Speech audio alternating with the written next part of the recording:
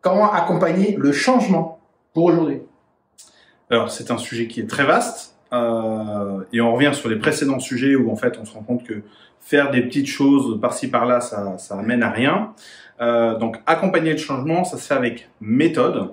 Et c'est d'ailleurs la raison qui nous a amené à créer la méthode Cobel, parce que très souvent, on constate quoi? Qu'en fait, on se retrouve avec beaucoup d'experts qui savent des sujets techniques de manière très précise et très pointue. L'inconvénient, c'est que si tout ça n'est pas mis en harmonie, comme un chef d'orchestre, c'est son rôle, hein, c'est vraiment de coordonner l'ensemble des forces et des énergies dans une direction et dans un but, et ben, le temps passe, vous êtes certes occupé et probablement que vous pensez justifier votre salaire en faisant ça comme ça.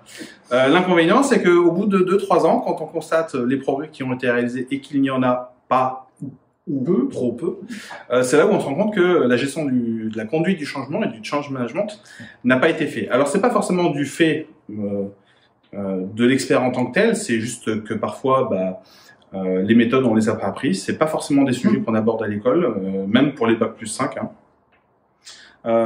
Donc vraiment, n'hésitez pas déjà à découvrir la méthode Cobel. Elle vous donnera un peu toutes les, on a toutes les étapes qui sont expliquées.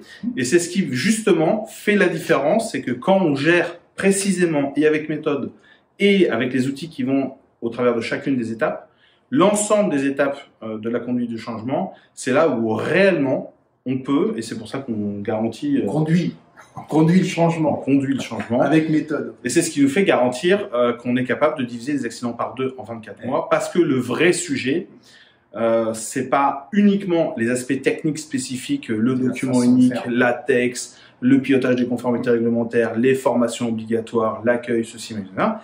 C'est toutes les étapes du conduit du changement pour justement, ensemble, avec la direction et les équipes, et c'est le sujet qu'on a vu dans la vidéo juste avant, c'est justement en faisant tout ça qu'on arrive à gérer la conduite du changement.